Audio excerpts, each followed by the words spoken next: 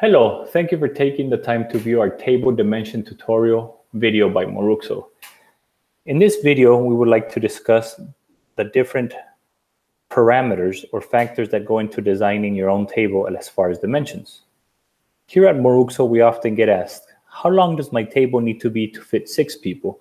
How long does my table need to be to fit 8 people? Or even how long does my table have to be to fit 10 or even 12 people?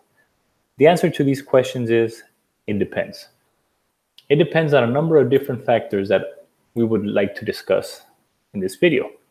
First, we will be discussing what are the important dimensions of the table. Then we will walk through a sample where you sit 8 people in a very spacious table. Then you will be sitting those 8 people in a very tight table. Then we will be discussing how the different leg designs can impact how many people can sit at a particular table.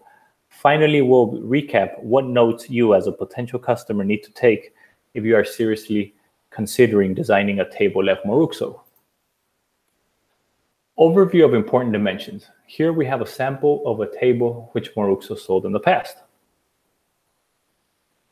Here you can see the different dimensions that go into this table. First, you have the length, followed by the width, followed by the height, then the leg width, followed by the overhang. The overhang is the distance from the end of the table all the way to the leg. If you Google what are standard dimensions for a 6-seater, 8-seater, 10-seater, you will find different dimensions based on the website that you are looking at.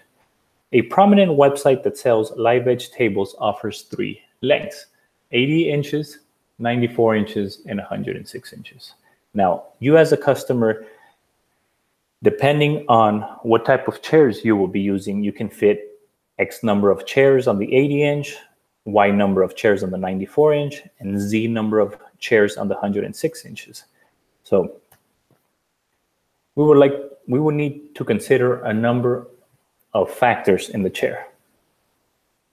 Here in the chair, we have depth 1, which is the distance from the start of the chair all the way to the start of the backrest. Depth 2, which is the total depth of the chair inclusive of the backrest. And then most importantly, you have the length of the chair. Now, together, the length of the chair followed by the spacing which you want in between the chairs, that is the ultimate driver determining how long your table needs to be. Again, if you Google or if you shop around for different chairs, you will find that on the thin side, you'll find chairs in lengths of 20 to 21 inches. Now, if you also shop around for thicker chairs or longer chairs, you will find that those are in the 26 to 28 inches long. Now, those are big differences between, a thin or an average chair all the way to a thick chair. So depending on how many chairs you want to fit side by side and depending on what spacing you want between those chairs ultimately determines the size of the table that you need. Now, the constraint that you have is the size of the room in which you will be putting this table. So there has to be some compromise between how long you can make the table and how many chairs you can fit and how good or how correct it looks in this room. You don't want the table to look too big in a small room or too small in a big room. One of the benefits of ordering from Moruxo is you have the option of designing the length and width of the table. So you can pick the right dimensions for the particular room in which you will be placing the table. You just have to keep in mind what chairs and what spacing you will be using in that table. Let's go ahead and discuss an 8-seater sample with the leg pair. Here we have a table that is length A, followed by the height B, then you have overhang C, then you have the width of the leg D, and then the distance between the legs E. At a top view, you'll have the width of the table left, followed by the length of the chair G. Now, we call this the leg pair because we have a pair of legs, 1, 2. They are independent from one another. You can have a beam in between them in one of our options, or you cannot have a beam in another one of our options. One thing to point out in this situation is that we have two benefits in this table. We have space in between the chairs, which we will call wiggle room or elbow room. And the chairs are also in between the legs. All right. Now, let's keep this in mind whenever comparing this to our other option, which we'll be discussing in the future. We just got to keep in mind that the chairs are in between the legs. They're not on top of the legs. Now, let's go ahead and do some quick math. Starting from left to right in this top diagram, we have an overhang C of 12 inches. Now, at Moruxo, we determined that 12 inches is the best compromise in maximizing the distance E while still allowing some room here as an overhang for a person to sit down. It might not be the best place to sit a tall person, but you can still put an average sized person at the end and it's still functional. So we always do 12 inches here at Moruxo as an overhang. And then D, which is the width of the leg, that here at Moruxo, we're always in the 4-inch range, right? Now, here E, that's the magic number, 64 inches. Now, we'll go ahead and skip this, but we'll discuss this in a bit. Then we have D, which is 4 inches, followed by the overhang of 12 inches. Now, the total of this is 96 inches. You might be asking, hey, where do we get this 64 inches? Well, that's the magic number. That determines how much you as a customer, right? You as a customer can put within as a space in between the legs. Depending on the room size and depending on the chairs that you will be using, if you want to fit it in between the legs, right? This is the number that you have to come up with depending on your measurements. So in this situation, we have 3 chairs and we decided to use a thin to average chair that has a length of 20 inches. So 20 plus 20 plus 20 gives us 60 inches. So 60 inches is what's going to be taken up just by the chairs, which gives us 4 inches of wiggle room or elbow room, assuming we use this magic number of 64. Now, you might say, hey, you know, I don't have that much space. I need to make my table just a little bit smaller. So you can eat into those 4 inches, right? And you can, instead of the 64, do 60 inches, which decreases the total to 92 inches. You're just not going to have that elbow room. You might say that is fine. I'm okay. We'll figure out once we sit people here, you know, we can kind of scoot a little bit to the side.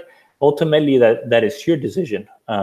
But whenever the table has no people using it, you know, all the chairs fit in correctly. Let's go ahead and view how this looks. Right here, we have a chair next to the leg. Right, in this situation, we have we can have the 3 chairs on the inside, and this is how it looks. Right. Now let's go ahead and look at a tight 8-seater as opposed to a spacious 8-seater, which we discussed earlier. 2 things, right? Number 1, we have no space in between the chairs. You might say, hey, I don't need space in between the chairs. You know, I hardly ever use this table, or I hardly ever use the 8-seater configuration. I mostly have 6 people. If we have 8 people, you know, we'll figure it out. Then you can go with this option. Now, in this case, you'll have the chair on top of the legs. I want to call it saddle it on top of the legs, right? Here at Moruxo, we design our legs in some kind of X format. That way you can scoot the chair inside the table or put a person on top of the chair, right, and still be able to scoot it in where their legs on the sides of the leg. With this option, right, you're able to save space because you're putting the end chairs right on top of the legs, and you have no space in between the chairs, right? So no longer does the distance or the width of the legs matter.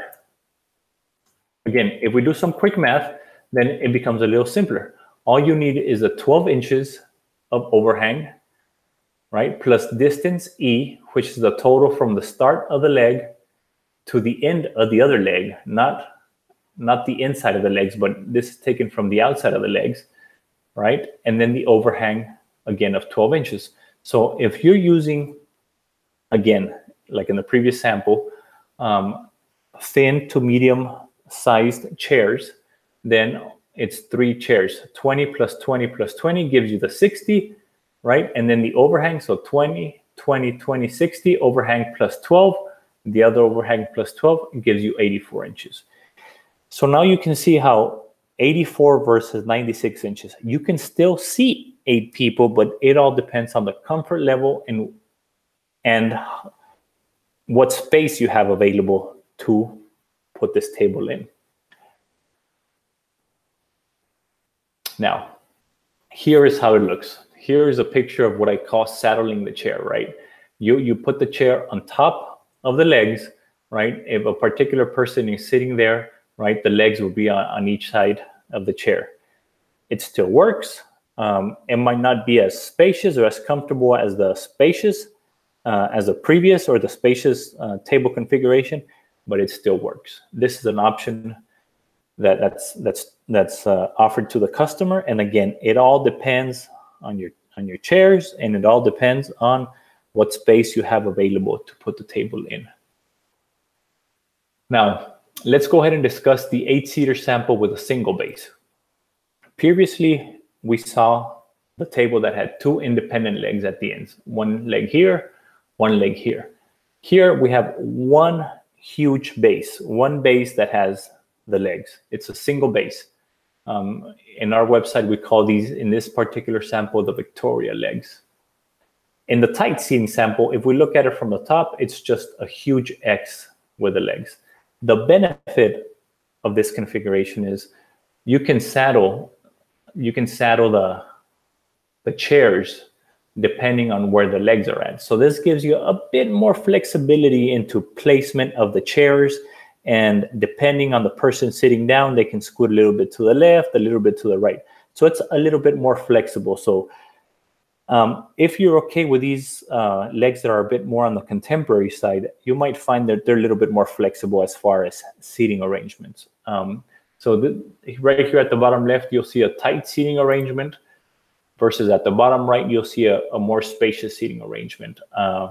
Again, you'll have more elbow room and you'll be able to separate the legs a bit more, but you still have that more flexibility as far as seating arrangements, because you're not constrained to the legs being at the 12-inch overhang, right, and having to place a particular seat there so it can be saddled. So this is a good option if you want to have a little bit more flexibility as far as seating arrangement. So to recap, whenever you're designing your own table here at Moruxo, you need to measure the room that it's going to go in, obviously, but you also need to take into consideration what chairs you'll be using. Shop around for chairs, determine what chairs you like, what length of chairs you want to put on there, and then go ahead and start doing some math. You also need to take into account what elbow room you want to give, if that's important to you or if that's not important to you. So I would encourage you to do a little Googling as far as chairs, a little Googling as far as leg dimension, as far as table dimensions, but ultimately measure the room, decide on the chairs, and then take the 8-seater example that I gave, that formula, and plug the numbers in to see what works for you, and then go from there. If you have any questions, feel free to contact us at Moruxo via either phone or via email, and we'll be more than happy to answer any questions or meet you in person. We try to always keep samples on hand. That way you can come and see and sit down. We have some chairs that we can show you. Those chairs are not for sale, but that way you can figure out how these different configurations work. So please let us know if you have any questions, comments, concerns, and we'll be more than happy to help you out. Thank you once again, and have a good day.